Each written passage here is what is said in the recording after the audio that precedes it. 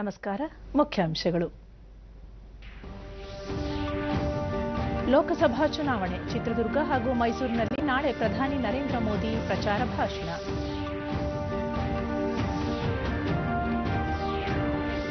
BJP ಸಂಕಲ್ಪ ಪತ್ರ ಬಿಡುಗಡೆ.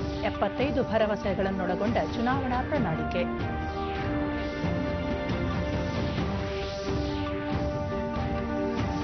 ರಾಜ್ಯದಲ್ಲಿ ಎರಡನೇ ಹಂತದ ಚುನಾವಣೆ. 45 ನಾಮಪತ್ರ ವಾಪಸ್. ಅಂತಿಮವಾಗಿ 237 ಅಭ್ಯರ್ಥಿಗಳು ಕಣದಲ್ಲಿ. ಮುಖ್ಯ ಚುನಾವಣಾಧಿಕಾರಿ ಸಂಜೀವ್ ಕುಮಾರ್. ಮತ್ತು ಉನ್ನತ ಶಿಕ್ಷಣ ಸಂಸ್ಥೆಗಳ ಶ್ರೇಯಾಂಕ ಪಟ್ಟಿ ಬಿಡುಗಡೆ. ದ್ವಿತೀಯ ಸ್ಥಾನದಲ್ಲಿ ಬೆಂಗಳೂರಿನ ಭಾರತೀಯ ವಿಜ್ಞಾನ ಸಂಸ್ಥೆ, ಐಐಟಿ ಚೆನ್ನೈ ಪ್ರಥಮ. ವಾರ್ತೆಗಳ ವಿವರ. ಪ್ರಧಾನಿ ನರೇಂದ್ರ ಮೋದಿ ಕರ್ನಾಟಕದಲ್ಲಿ ನಾಳೆ ಬಿಜೆಪಿ ಚುನಾವಣಾ ರ್ಯಾಲಿಗಳಲ್ಲಿ ಭಾಗವಹಿಸಲಿದ್ದಾರೆ. ಮೈಸೂರಿನಲ್ಲಿ ನಡೆಯಲಿರುವ ರ್ಯಾಲಿಗೆ ಬಿಜೆಪಿ ಸಿದ್ಧತೆ ಮಾಡಿಕೊಂಡಿದೆ. ರ್ಯಾಲಿಯ ಉಸ್ತುವಾರಿ ಹೊಂದಿರುವ ಶಾಸಕ ಎಸ್ಎ ರಾಮದಾಸ್, ಸಂಸದ ಪ್ರತಾಪ್ ಸಿಂಹ, ವಕ್ತಾರ ವಾಮನಾಚಾರ್ಯ ಮುಂತಾದವರು ಪೂರ್ವ ಸಿದ್ಧತೆಯನ್ನು ವೀಕ್ಷಿಸಿದರು.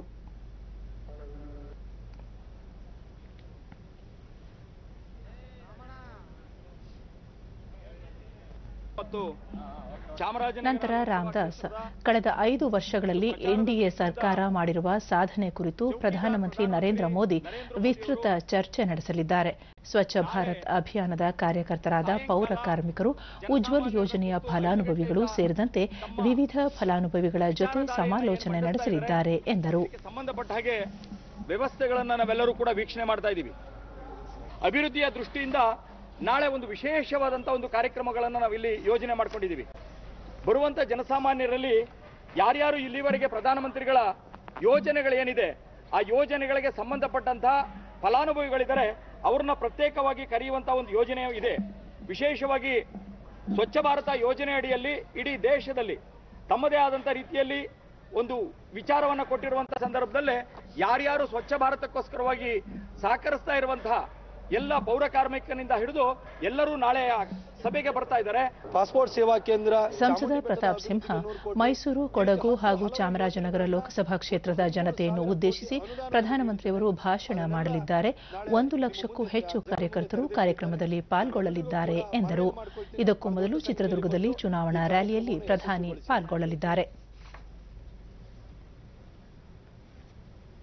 ಲೋಕಸಭಾ ಚುನಾವಣೆ ಹಿನ್ನೆಲೆಯಲ್ಲಿ ಬಿಜೆಪಿ ಪ್ರಣಾಳಿಕೆಯನ್ನು ಪ್ರಧಾನಿ ನರೇಂದ್ರ ಮೋದಿ ದೆಹಲಿಯಲ್ಲಿಂದು ಬಿಡುಗಡೆ ಮಾಡಿದರು. ಈ ಕುರಿತು ಒಂದು ವರದಿ. ಲೋಕಸಭಾ ಚುನಾವಣೆ ಸಂಬಂಧ ದೆಹಲಿಯ ಬಿಜೆಪಿ ಕೇಂದ್ರ ಕಚೇರಿಯಲ್ಲಿಂದು ಪ್ರಧಾನಿ ನರೇಂದ್ರ ಮೋದಿ ಪಕ್ಷದ ಪ್ರಣಾಳಿಕೆ ಬಿಡುಗಡೆ ಮಾಡಿದರು. ಬಿಜೆಪಿ ರಾಷ್ಟ್ರೀಯ ಅಧ್ಯಕ್ಷ ಅಮಿತ್ ಶಾ, ಕೇಂದ್ರ ಸಚಿವರಾದ ಅರುಣ್ ಜೇಟ್ಲಿ, ರಾಜನಾಥ್ ಸಿಂಗ್, ಸುಷ್ಮಾ ಸ್ವರಾಜ್ ಮತ್ತಿತರರು ಭಾಗವಹಿಸಿದ್ದರು. ಸಂಕಲ್ಪಿತ ಭಾರತ ಸಶಕ್ತ ಭಾರತ ಹೆಸರಿನ ಪ್ರಣಾಳಿಕೆ ದೇಶ ಮೊದಲು, ರೈತರ ಆದಾಯ ದ್ವಿಗುಣ, ಜಾಗತಿಕವಾಗಿ 3ನೇ ಬೃಹತ್ ಆರ್ಥಿಕತೆಯಾಗಿ ಭಾರತ, ಮೂಲಸೌಕರ್ಯ ನವಭಾರತದ ಅಡಿಗಲ್ಲು, ಉತ್ತಮ ಆಡಳಿತ, ಯುವ ಭಾರತ ಭವಿಷ್ಯದ ಭಾರತ, ಎಲ್ಲರಿಗೂ ಶಿಕ್ಷಣ, ಮಹಿಳಾ ಸಬಲೀಕರಣ ಸೇರಿದಂತೆ 12 ಅಧ್ಯಾಯಗಳನ್ನು ಒಳಗೊಂಡಿದೆ. ರಾಜ್ಯ ವಿಧಾನಸಭೆಗಳಲ್ಲಿ ಮಹಿಳೆಯರಿಗೆ 33% ಮೀಸಲಾತಿ ಕಲ್ಪಿಸಲು ಅಗತ್ಯ ಸಾಂವಿಧಾನಿಕ ತಿದ್ದುಪಡಿ, ಏಕರೂಪ ನಾಗರಿಕ ಸಂಹಿತೆ, ದಿವ್ಯಾಂಗರ ಸಬಲೀಕರಣ, ರಾಮಮಂದಿರ ನಿರ್ಮಾಣ, ದೇಶಿ ಪರಂಪರೆಯ ರಕ್ಷಣೆ, ಜಾಗತಿಕ ವೇದಿಕೆಗಳಲ್ಲಿ ಭಯೋತ್ಪಾದನೆ ವಿರುದ್ಧ ಹೋರಾಟ ಮುಂತಾದ ಅಂಶಗಳನ್ನು ಪ್ರಣಾಳಿಕೆಯಲ್ಲಿ ಪ್ರಸ್ತಾಪಿಸಲಾಗಿದೆ. ಇದಲ್ಲದೆ ಪಿಎಂ ಕಿಸಾನ್ ಸನ್ಮಾನ್ ನಿಧಿ ಯೋಜನೆ ದೇಶದ ಎಲ್ಲ ರೈತರಿಗೆ ವಿಸ್ತರಣೆ ಹಾಗೂ 60 ವರ್ಷ ತುಂಬಿದ ಸಣ್ಣ ರೈತರಿಗೆ ಪಿಂಚಣಿ ಖಾತ್ರಿ ಕುರಿತು ಪ್ರಣಾಳಿಕೆಯಲ್ಲಿ ಪ್ರಸ್ತಾಪಿಸಲಾಗಿದೆ. ದೇಶದ 130 ಕೋಟಿ ಜನರನ್ನುದ್ದೇಶಿಸಿ ಪ್ರಧಾನಿಯವರು ಬರೆದ ಪತ್ರವನ್ನು ಪ್ರಣಾಳಿಕೆ ಒಳಗೊಂಡಿದೆ. ಪ್ರಣಾಳಿಕೆ ಬಿಡುಗಡೆ ಮಾಡಿದ ಬಳಿಕ ಪ್ರಧಾನಿ ಹಲವು ಸ್ತರಗಳಲ್ಲಿ ದೇಶದ ಅಭಿವೃದ್ಧಿಗಾಗಿ ಸಕಲ ಪ್ರಯತ್ನ ಮಾಡಲಾಗಿದೆ. ರಾಷ್ಟ್ರೀಯವಾದ ಪ್ರೇರಣೆಯಾಗಿದ್ದು, ಉತ್ತಮ, ಪಾರದರ್ಶಕ, ಸುಲಭ ಮತ್ತು ಜವಾಬ್ದಾರಿಯುತ ಆಡಳಿತ ನಮ್ಮ ಮಾದರಿಯಾಗಿದೆ. ದೇಶವನ್ನು ಸಮೃದ್ಧಗೊಳಿಸಲು ಒಂದು ಮಿಷನ್, ಒಂದು ದಿಕ್ಕು ನಮ್ಮ ಘೋಷವಾಕ್ಯವಾಗಿದೆ ಎಂದರು. 75ನೇ ಸ್ವಾತಂತ್ರ್ಯೋತ್ಸವ ಸ್ಮರಣಾರ್ಥ ಅಂಶಗಳನ್ನು ಕಾಲಮಿತಿಯಲ್ಲಿ ಜಾರಿಗೊಳಿಸುವ ನಿರ್ಣಯಗಳನ್ನು ಪ್ರಣಾಳಿಕೆ ಒಳಗೊಂಡಿದೆ. ದೇಶದ ನೀರಾವರಿ ಸಮಸ್ಯೆಗಳನ್ನು ಬಗೆಹರಿಸಲು ದಕ್ಷತೆಯಿಂದ ನೀರಿನ ನಿರ್ವಹಣೆಗೆ ಮತ್ತು ಮಾಜಿ ಪ್ರಧಾನಿ ಅಟಲ್ ಬಿಹಾರಿ ವಾಜಪೇಯಿ ಅವರ ನದಿ ಜೋಡಣೆ ಪರಿಕಲ್ಪನೆ ಸಾಕಾರಗೊಳಿಸಲು ಪ್ರತ್ಯೇಕ ಜಲಶಕ್ತಿ ಸಚಿವಾಲಯ ರಚಿಸಲಾಗುವುದು ಎಂದು ಪ್ರಧಾನಿ ತಿಳಿಸಿದರು. महत्व देते हुए और सरकार की सबसे बड़ी कसौटी ये नहीं होती है कि आपने क्या किया, सरकार की सबसे बड़ी कसौटी है लास्ट माइल डिलीवरी की, और इसलिए वन मिशन वन डायरेक्शन लेकर के हम आगे बढ़ना का हमारा ಬಿಜೆಪಿ ಅಧ್ಯಕ್ಷ ಅಮಿತ್ ಶಾ ದೇಶದಲ್ಲಿ ಕಳೆದ 5 ವರ್ಷಗಳ ಆಡಳಿತ ಸುವರ್ಣಯುಗವಾಗಿದ್ದು ಹಲವು ಜನಪರ ಯೋಜನೆಗಳ ಜಾರಿ ಜೊತೆಗೆ ಅಂತಾರಾಷ್ಟ್ರೀಯ ಮಟ್ಟದಲ್ಲಿ ದೇಶದ ಗೌರವ ಮತ್ತು ಘನತೆ ಹೆಚ್ಚಾಗಿದೆ. ದೇಶದ ಆರ್ಥಿಕತೆಯಲ್ಲಿ ಕ್ಷಿಪ್ರ ಪ್ರಗತಿ ಸಾಧಿಸಲಾಗಿದೆ. ರಾಷ್ಟ್ರದ ಅಭಿವೃದ್ಧಿಯ ಇತಿಹಾಸದಲ್ಲಿ ಕಳೆದ 5 ವರ್ಷ ಅತ್ಯಂತ ಮಹತ್ವಪೂರ್ಣದ್ದಾಗಿದೆ ಎಂದರು. 2022 में हम 75 साल के समय 75 संकल्प लेकर देश की जनता के सामने जा रहे हैं कि 2022 में ये 75 संकल्पों को पूरा कर जब देश आजादी की 75वीं सालगिरह मनाता होगा. ಪಕ್ಷದ ಪ್ರಣಾಳಿಕೆ ರಚನಾ ಸಮಿತಿ ಅಧ್ಯಕ್ಷ ಮತ್ತು ಕೇಂದ್ರ ಗೃಹ ಸಚಿವ ರಾಜನಾಥ್ ಸಿಂಗ್ ಪ್ರಣಾಳಿಕೆಯಲ್ಲಿ ದೇಶದ 130 ಕೋಟಿ ಜನರ ಅಪೇಕ್ಷೆಗಳನ್ನು ಈಡೇರಿಸುವ ಕುರಿತು ಯೋಜನೆ ರೂಪಿಸಲಾಗಿದೆ. ಆಂತರಿಕ ಸುರಕ್ಷತೆಗೆ ಆದ್ಯತೆ, ಭಯೋತ್ಪಾದನೆ ವಿರುದ್ಧ ಶೂನ್ಯ ಸಹಿಷ್ಣುತೆ, ನೀತಿ ನಿರ್ಮಾಣದಲ್ಲಿ ನಾಗರಿಕರ ಪಾಲುದಾರಿಕೆ ಮುಂತಾದ ಅಂಶಗಳಿಗೆ ಆದ್ಯತೆ ನೀಡಲಾಗಿದೆ ಎಂದರು. लागू करने के प्रति हमारी प्रतिबद्धता थी है इस काम को करेंगे. ಪ್ರಚಾರ ಸಮಿತಿ ಅಧ್ಯಕ್ಷ ಮತ್ತು ಕೇಂದ್ರ ಹಣಕಾಸು ಸಚಿವ ಅರುಣ್ ಜೇಟ್ಲಿ ಭವಿಷ್ಯದ ಭಾರತ ನಿರ್ಮಾಣಕ್ಕೆ ಪ್ರಣಾಳಿಕೆಯಲ್ಲಿ ರೂಪುರೇಷೆ ರಚಿಸಲಾಗಿದೆ. ಕಳೆದ 5 ವರ್ಷಗಳಲ್ಲಿ ಭಾರತ ಜಗತ್ತಿನಲ್ಲೇ ಸುಸ್ಥಿರ, ಕ್ಷಿಪ್ರ ಮತ್ತು ಸದೃಢ ಆರ್ಥಿಕ ಪ್ರಗತಿ ಸಾಧಿಸಿದ್ದು ಸಂಪನ್ಮೂಲಗಳನ್ನು ನಾಗರಿಕರಿಗೆ ವರ್ಗಾಯಿಸಲಾಗಿದೆ ಎಂದರು.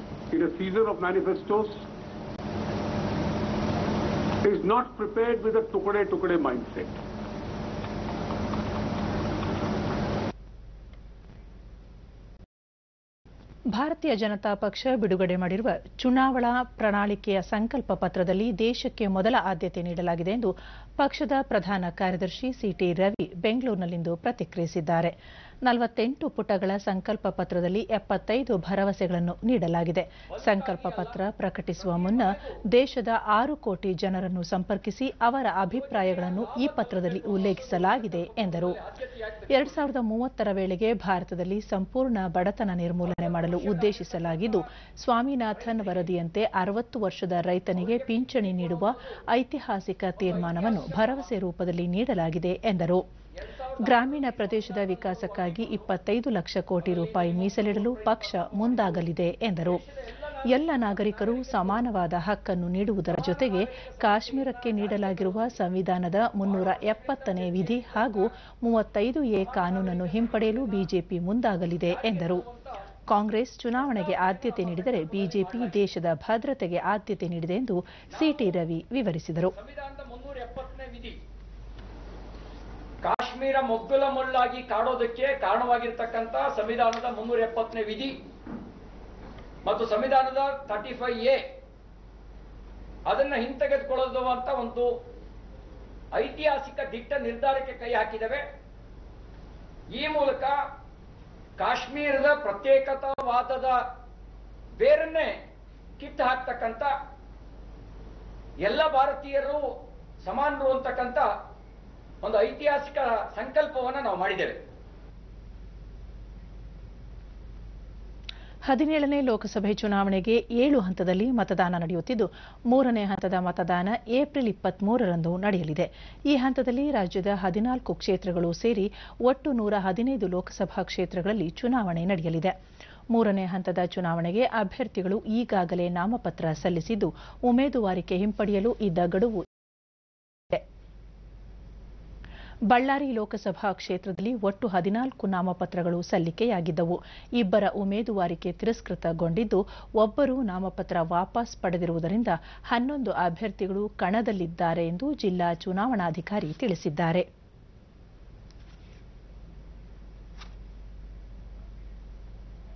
ಚಿಕ್ಕೋಡಿ, ಬೆಳಗಾವಿ, ಬಾಗಲಕೋಟೆ, ವಿಜಯಪುರ, ಕಲಬುರಗಿ, ರಾಯಚೂರು, ಬೀದರ್, ಕೊಪ್ಪಳ, ಬಳ್ಳಾರಿ, ಹಾವೇರಿ, ಧಾರವಾಡ, ಉತ್ತರ ಕನ್ನಡ, ದಾವಣಗೆರೆ ಮತ್ತು ಶಿವಮೊಗ್ಗ ಲೋಕಸಭಾ ಕ್ಷೇತ್ರಗಳಲ್ಲಿ ಅಂತಿಮವಾಗಿ ಕಣದಲ್ಲಿರುವವರ ಪಟ್ಟಿ ತಡರಾತ್ರಿ ಹೊರಬೀಳುವ ನಿರೀಕ್ಷೆಯಿದೆ. ಈ ಕ್ಷೇತ್ರಗಳಿಗೆ ಏಪ್ರಿಲ್ 23ರಂದು ಮತದಾನ ನಡೆಯಲಿದೆ. ಮಾರ್ಚ್ 3ರಿಂದ ಏಪ್ರಿಲ್ 4ರವರೆಗೆ ನಾಮಪತ್ರ ಸಲ್ಲಿಕೆ ಪ್ರಕ್ರಿಯೆಯಲ್ಲಿ ಒಟ್ಟು 318 ಅಭ್ಯರ್ಥಿಗಳು 457 ನಾಮಪತ್ರಗಳನ್ನು ಸಲ್ಲಿಸಿದ್ದು, ಈ ಪೈಕಿ 282 ಊರ್ಜಿತವಾಗಿವೆ. 36 ಅಭ್ಯರ್ಥಿಗಳ ಉಮೇದುವಾರಿಕೆ ತಿರಸ್ಕೃತಗೊಂಡಿದೆ.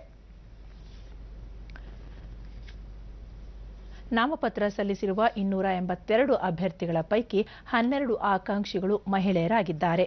ಇದರಲ್ಲಿ 39 ಅಭ್ಯರ್ಥಿಗಳು ರಾಷ್ಟ್ರೀಯ ಪಕ್ಷಗಳಿಗೆ ಸೇರಿದ್ದು, ಅದರಲ್ಲಿ 38 ಪುರುಷ ಹಾಗೂ ಓರ್ವ ಮಹಿಳಾ ಅಭ್ಯರ್ಥಿ ಸೇರಿದ್ದಾರೆ.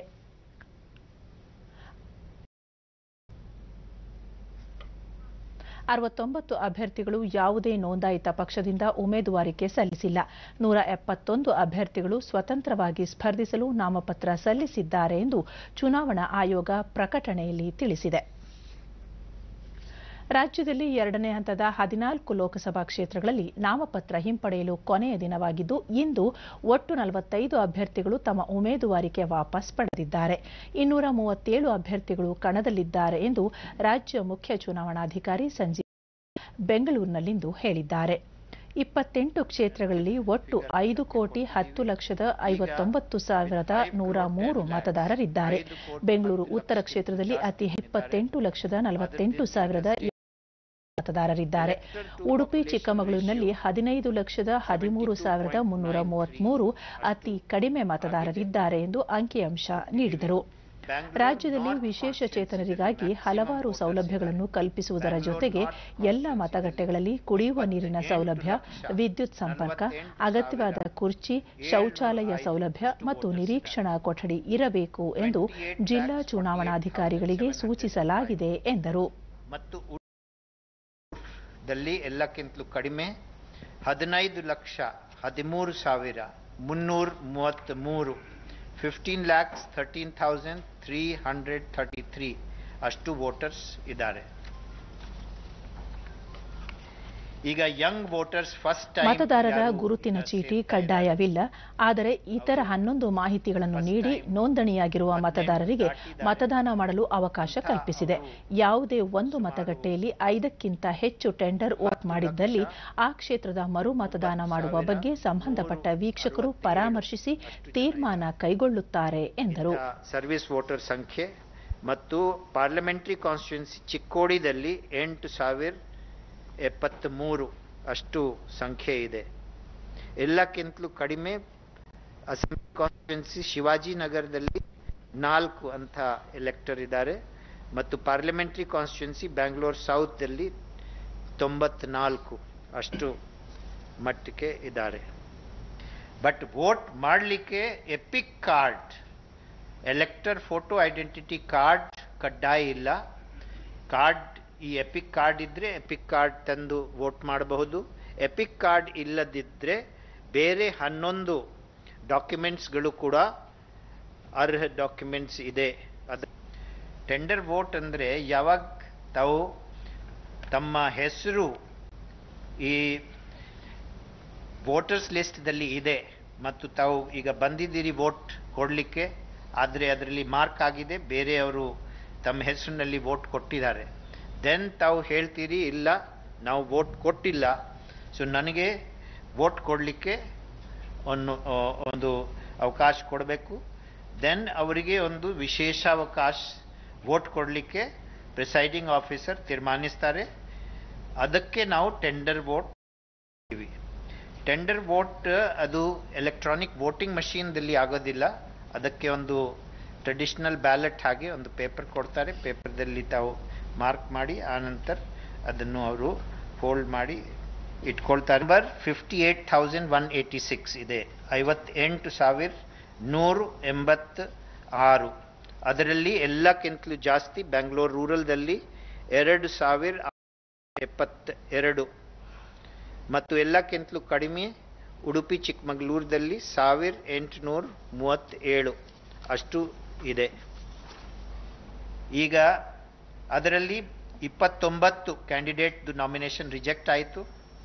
ಸೊ 282 ಕ್ಯಾಂಡಿಡೇಟ್ಸ್ ಫೈನಲಿ ವ್ಯಾಲಿಡ್ಲಿ ನಾಮಿನೇಟೆಡ್ ಆದರೂ ಅದರಲ್ಲಿ ಈಗ 45 ಜನ ವಿತ್ಡ್ರಾ ಮಾಡಿದ್ದಾರೆ. ಸೊ ಟೋಟಲ್ 237 ಜನ ಈಗ ಕಣಗೆ ಉಳಿದಿದ್ದಾರೆ. ಬೆಂಗಳೂರು ಗ್ರಾಮಾಂತರ, ಚಿತ್ರದುರ್ಗ ಹಾಗೂ ತುಮಕೂರು ಲೋಕಸಭಾ ಕ್ಷೇತ್ರದ ಎಲ್ಲ ವಿಧಾನಸಭಾ ಕ್ಷೇತ್ರಗಳ ಮತಗಟ್ಟೆ ಅಧಿಕಾರಿಗಳು ಹಾಗೂ ಸಿಬ್ಬಂದಿಗೆ 2ನೇ ಹಂತದ ಚುನಾವಣೆಯ ಮತಗಟ್ಟೆ ಹಾಗೂ ಮತದಾನ ಪ್ರಕ್ರಿಯೆ ಕುರಿತು ತರಬೇತಿಯನ್ನು ತುಮಕೂರಿನಲ್ಲಿಂದು ಹಮ್ಮಿಕೊಳ್ಳಲಾಗಿತ್ತು. ವಿಡಿಯೋ ಮೂಲಕ ಮತಗಟ್ಟೆ ಹಾಗೂ ಸುತ್ತಮುತ್ತಲಿನ ಪ್ರದೇಶ ನಿರ್ವಹಣೆ, ಮತಗಟ್ಟೆ ಸಜ್ಜುಗೊಳಿಸುವುದು, ಮಾಕ್ ಪೋಲ್, ವಿವಿಪ್ಯಾಟ್ ಮತ್ತು ಇವಿಎಂ ಯಂತ್ರಗಳ ಪ್ರಾರಂಭಿಕ ಬಳಕೆ, ಮುಕ್ತಾಯದ ನಂತರ ನಿಯಮಾನುಸಾರ ಗುಪ್ತವಾಗಿ ಇಡುವಿಕೆ ಸೇರಿದಂತೆ ಎಲ್ಲ ಮಾಹಿತಿಗಳನ್ನು ಪ್ರಾತ್ಯಕ್ಷಿಕೆ ಮೂಲಕ ಸಿಬ್ಬಂದಿಗೆ ಮನವರಿಕೆ ಮಾಡಿಕೊಡಲಾಯಿತು. ಡಿಡಿ ನ್ಯೂಸ್ನೊಂದಿಗೆ ತುಮಕೂರು ಗ್ರಾಮಾಂತರ ವಿಧಾನಸಭಾ ಕ್ಷೇತ್ರದ ಸಹಾಯಕ ಚುನಾವಣಾಧಿಕಾರಿ ಸಿಎಸ್ ಯೋಗೇಶ್ 2ನೇ ಹಂತದ ಚುನಾವಣೆಯ ಕೊನೆಯ ಹಂತದ ತರಬೇತಿಯನ್ನು 226 ಮತಗಟ್ಟೆಗಳ 1028 ಚುನಾವಣಾ ಸಿಬ್ಬಂದಿ ಹಾಗೂ 222 ಮಂದಿ ಕಾಯ್ದಿರಿಸಿದ ಸಿಬ್ಬಂದಿಗೆ ಸೂಕ್ತ ತರಬೇತಿಯನ್ನು ನೀಡಲಾಗಿದೆ ಎಂದು ತಿಳಿಸಿದರು. ಅವರಿಗೆ ಯಾವುದೇ ಥರದ ಒಂದು ಕನ್ಫ್ಯೂಷನ್ನು, ಯಾವುದೇ ಥರದ ವ್ಯತ್ಯಾಸ ಏನೂ ಬರದ ರೀತಿಯಲ್ಲಿ ಸಂಪೂರ್ಣ ಯಶಸ್ವಿಯಾಗಿ ನಮ್ಮ ಪೋಲಿಂಗ್ ಪರ್ಸನಲ್ಸು, ಅದರಲ್ಲಿ ಹ್ಯಾಂಡ್ಸ್ ಆನ್ ಟ್ರೈನಿಂಗು, ವಿವಿಪ್ಯಾಟು, CU/BU ಅಂದರೆ ಕಂಟ್ರೋಲ್ ಯೂನಿಟು, ಬ್ಯಾಲೆಟ್ ಯೂನಿಟು, ವಿವಿಪ್ಯಾಟು ಎಲ್ಲದನ್ನೂ ಅವರು ಪ್ರಾರಂಭಿಕ ಹಂತದಿಂದ ಹಿಡಿದು ಮಾಕ್ ಪೋಲು, ನೆಕ್ಸ್ಟ್ ರೆಗ್ಯುಲರ್ ಪೋಲ್ವರೆಗೂ ಅವರಿಗೆ ಇಲ್ಲಿ ಹ್ಯಾಂಡ್ಸ್ ಆನ್ ಟ್ರೈನಿಂಗು ನಾವು ಕೊಡ್ತಾ ಇದ್ದೀವಿ. ನನ್ನ ಮತ ಮಾರಾಟಕ್ಕಿಲ್ಲ, ಇದು ಈಗ ಎಲ್ಲೆಡೆ ಕೇಳಿಬರುತ್ತಿರುವ ಸ್ಪಷ್ಟ ಸಂದೇಶ. ಚುನಾವಣಾ ಆಯೋಗದ ಈ ಅಭಿಯಾನ ಕುರಿತ ವಿವರ ಇಲ್ಲಿದೆ.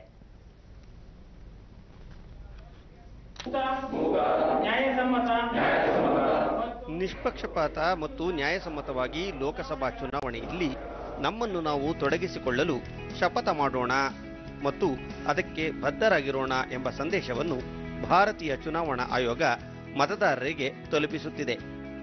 ನನ್ನ ಮತ ಮಾರಾಟಕ್ಕಿಲ್ಲ ಎಂಬ ಜಾಗೃತಿ ಅಭಿಯಾನವನ್ನು ಆರಂಭಿಸಿರುವ ಆಯೋಗ, ನೀವು ನಿಮ್ಮ ಮತದ ಮೇಲೆ ಪ್ರಭಾವ ಬೀರುವ ಉಡುಗೊರೆ, ಮಾದಕ ದ್ರವ್ಯ, ಮದ್ಯ, ಚಿನ್ನ ಮತ್ತು ನಗದು ಸ್ವೀಕರಿಸುತ್ತೀರಾ ಎಂದು ಪ್ರಶ್ನಿಸುವ ಜಾಹೀರಾತುಗಳ ಮೂಲಕ ಈ ರೀತಿ ಇತ್ಯಾದಿ ಸ್ವೀಕರಿಸುವುದು ಪ್ರಜಾಪ್ರಭುತ್ವಕ್ಕೆ ಮಾಡುವ ದ್ರೋಹ, ಜೊತೆಗೆ ಅದು ದಂಡನೀಯ ಅಪರಾಧ ಎಂಬುದನ್ನು ಮತದಾರರಿಗೆ ಮನವರಿಕೆ ಮಾಡಿಕೊಡುತ್ತಿದೆ.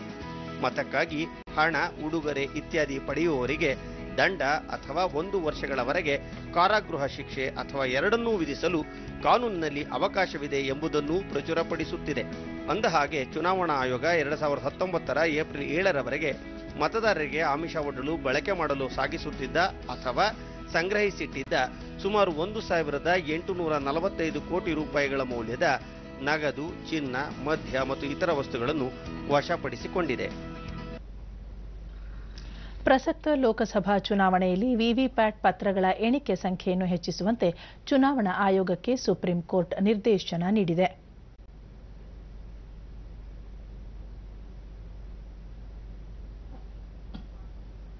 ಪ್ರತಿ ವಿಧಾನಸಭಾ ಕ್ಷೇತ್ರ ವ್ಯಾಪ್ತಿಯಲ್ಲಿ 1 ಮತಗಟ್ಟೆ ಬದಲಿಗೆ ಯಾವುದಾದರೂ 5 ಮತಗಟ್ಟೆಗಳಲ್ಲಿ ವಿವಿಪ್ಯಾಟ್ ಪತ್ರಗಳ ಎಣಿಕೆ ಮಾಡುವಂತೆ ಆಯೋಗಕ್ಕೆ ನ್ಯಾಯಾಲಯ ಸೂಚಿಸಿದೆ.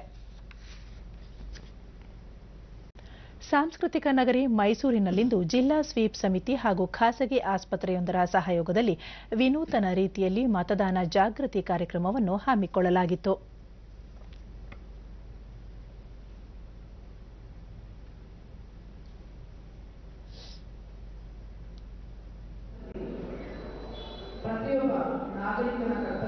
ಜಿಲ್ಲಾ ಸ್ವೀಪ್ ಸಮಿತಿ ಅಧ್ಯಕ್ಷರಾದ ಜಿಲ್ಲಾ ಪಂಚಾಯತ್ ಮುಖ್ಯ ಕಾರ್ಯನಿರ್ವಹಣಾಧಿಕಾರಿ ಜ್ಯೋತಿ, ಈ ರೀತಿಯ ಜಾಗೃತಿ ಕಾರ್ಯಕ್ರಮಗಳನ್ನು ಆಸ್ಪತ್ರೆಯಲ್ಲಿ ಹಮ್ಮಿಕೊಂಡಿರುವುದು ಶ್ಲಾಘನೀಯ, ರೋಗಿಗಳಿಗೂ ಅನುಕೂಲವಾಗುವುದರ ಜೊತೆಗೆ ಮತದಾನ ಹೆಚ್ಚಲಿದೆ ಎಂದರು. ಈ ಕಾರ್ಯಕ್ರಮದ ಮೂಲಕ ನಾವು ಮತದಾರರು ಹೆಚ್ಚಿನ ಜಾಗೃತಿಯನ್ನು ಮೂಡಿಸಿ ಎಲ್ಲ ಮತದಾರರು ಕಡ್ಡಾಯವಾಗಿ ಮತದಾನವನ್ನು ಮಾಡಲೇಬೇಕು. ಜನಗಳು ಆಸ್ಪತ್ರೆಯ ವ್ಯವಸ್ಥಾಪಕ ನಿರ್ದೇಶಕ ಭರತೇಶ್ ರೆಡ್ಡಿ, ಮತದಾನ ಪ್ರಮಾಣ ಹೆಚ್ಚಳಕ್ಕೆ ಈ ಕಾರ್ಯವನ್ನು ಹಮ್ಮಿಕೊಳ್ಳಲಾಗಿದ್ದು, ರೋಗಿಗಳು ತಮ್ಮ ಮತವನ್ನು ಚಲಾಯಿಸುವ ಮೂಲಕ ರಿಯಾಯಿತಿ ದರದಲ್ಲಿ ಚಿಕಿತ್ಸೆಯನ್ನು ಪಡೆದುಕೊಳ್ಳಬಹುದಾಗಿದೆ ಎಂದು ತಿಳಿಸಿದರು. ಯಾವುದೇ ಡಯಾಗ್ನೋಸ್ಟಿಕ್ ಸರ್ವಿಸ್ ಆಗಿರಬಹುದು, ಹೆಲ್ತ್ ಚೆಕ್, ಅಲ್ಲಿ ಏನೇನು ನೀವು ಹೆಲ್ತ್ ಚೆಕ್ ಅಲ್ಲಿ ಸರ್ವಿಸ್ ತಗೋತೀರಾ ಎಲ್ಲದರಲ್ಲೂ 20% ಡಿಸ್ಕೌಂಟ್ ನಾವು ಕೊಡ್ತೀವಿ. ವೋಟ್ ಮಾಡಿದ್ದೀನಿ. ಹೃದಯ ರೋಗ ತಜ್ಞ ಅರುಣ್ ಶ್ರೀನಿವಾಸ್ ಮತದಾರರ ಸಂಖ್ಯೆಯನ್ನು ಹೆಚ್ಚಿಸುವ ದೃಷ್ಟಿಯಿಂದ ರಿಯಾಯಿತಿಯನ್ನು ನೀಡಲು ಏನೇನು ಹೆಲ್ತ್ ಚೆಕಪ್ ಇದೆಯೋ ಅವ್ರಿಗಾಗಲಿ ಅವ್ರ ಫ್ಯಾಮಿಲಿಯವ್ರಿಗೆ ಯಾರೇ ಪೇಷಂಟ್ ಬಂದ್ರೂ ಯಾರೇ ವೋಟಿಂಗ್ ಮಾಡಿದ್ದೀವಿ ಅಂತ ಅವರು ಮಾರ್ಕ್ ತೋರಿಸಿದ್ರೆ ಅವ್ರಿಗೆಲ್ಲ 20% ಡಿಸ್ಕೌಂಟ್ ಮಾಡ್ತೀವಿ. ಬಂದವರಿಗೆ 20%. ನಾಗರಿಕರಾದ ದತ್ತ ಹಾಗೂ ಚಿರಂಜೀವಿ ಆಸ್ಪತ್ರೆಯೊಂದು ಈ ರೀತಿಯ ಕಾರ್ಯ ಮಾಡುತ್ತಿರುವುದು ಶ್ಲಾಘನೀಯ. ಇದು ಬಡ ರೋಗಿಗಳಿಗೆ ಅನುಕೂಲವಾಗಿದೆ ಎಂದು ತಿಳಿಸಿದರು. ಪ್ರತಿಯೊಬ್ಬರು ವೋಟ್ ಮಾಡಿ ಬಂದು ಆರೋಗ್ಯನ ಚೆಕ್ ಮಾಡ್ಕೊಳ್ಳಿ. ಆರೋಗ್ಯ ದೃಷ್ಟಿಯಿಂದ ನಿಮ್ಮ ಆರೋಗ್ಯನ ಕಾಳಜಿ ವಹಿಸಿಕೊಳ್ಳಿ.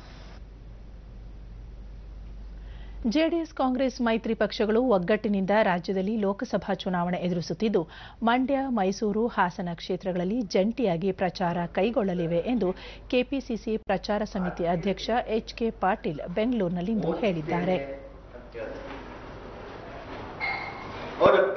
ಪ್ರೆಸ್ ಕ್ಲಬ್ ಹಾಗೂ ವರದಿಗಾರರ ಕೂಟ ಆಯೋಜಿಸಿದ್ದ ಸಂವಾದದಲ್ಲಿ ಉತ್ತರ ಪ್ರದೇಶ ಮುಖ್ಯಮಂತ್ರಿ ಯೋಗಿ ಆದಿತ್ಯನಾಥ್ ಭಾರತೀಯ ಸೇನಾ ಪಡೆಯನ್ನು ಮೋದಿ ಸೇನೆ ಎಂದು ಹೇಳುವ ಮೂಲಕ ಸೇನೆಯನ್ನು ರಾಜಕೀಯಕ್ಕೆ ಎಳೆತಂದಿದ್ದಾರೆ.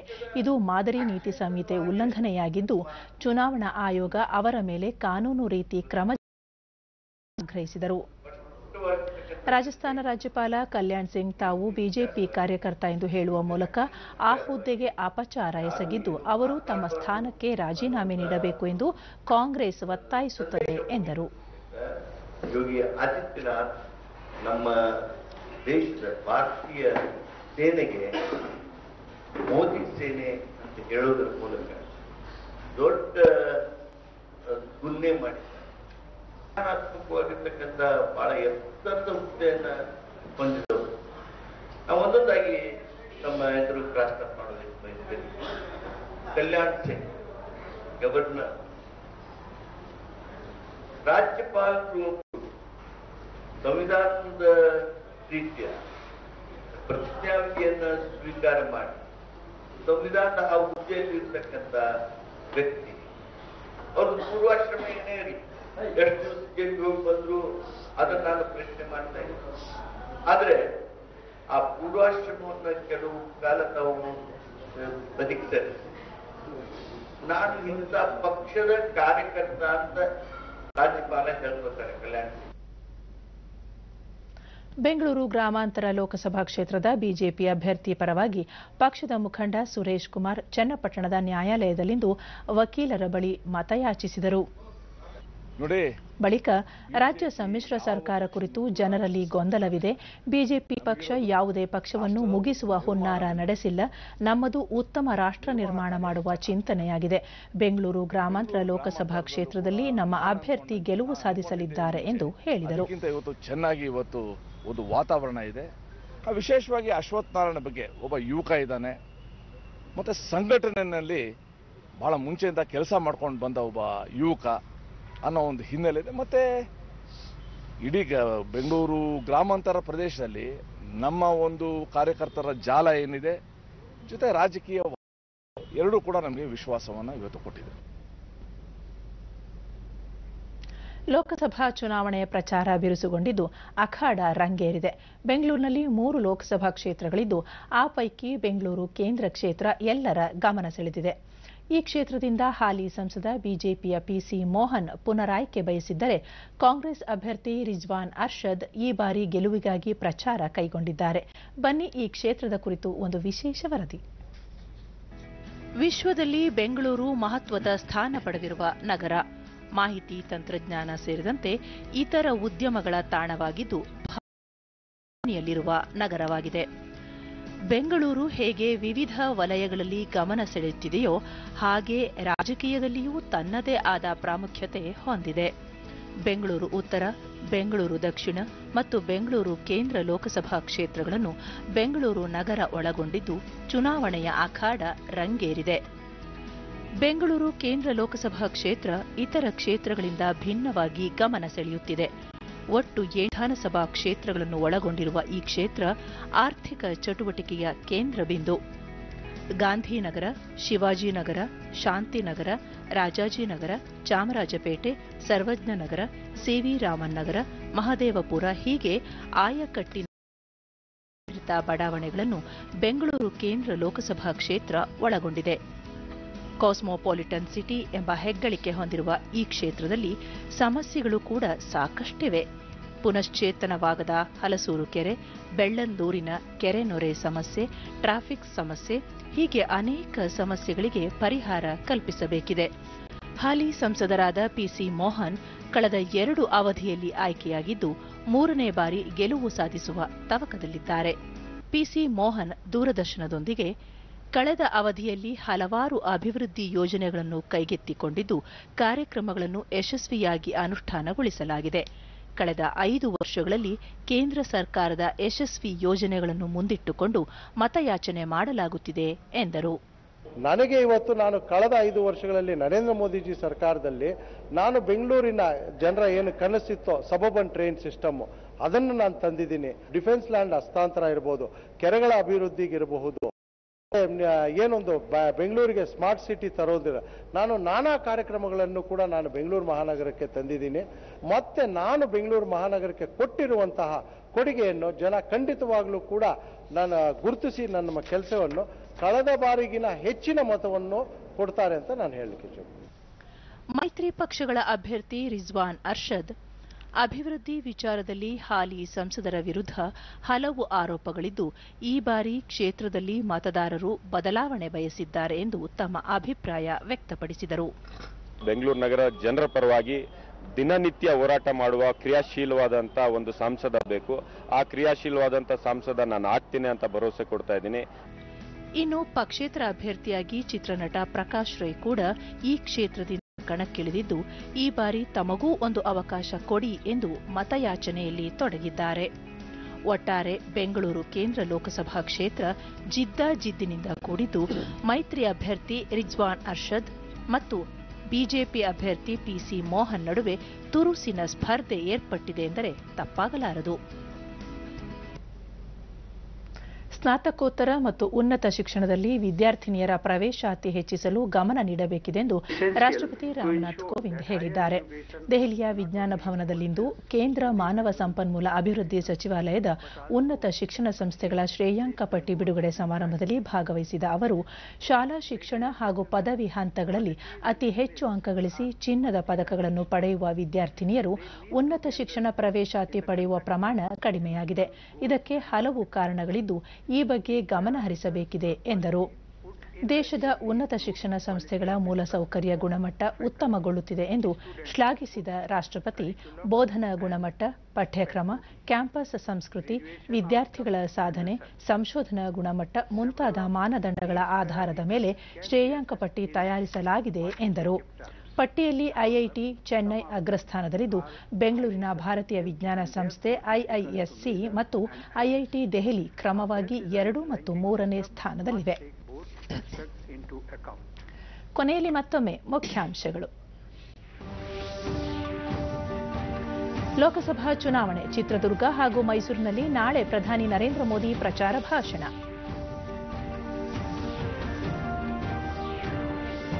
ಬಿಜೆಪಿ ಸಂಕಲ್ಪ ಪತ್ರ ಬಿಡುಗಡೆ 75 ಭರವಸೆಗಳನ್ನೊಳಗೊಂಡ ಚುನಾವಣಾ ಪ್ರಣಾಳಿಕೆ.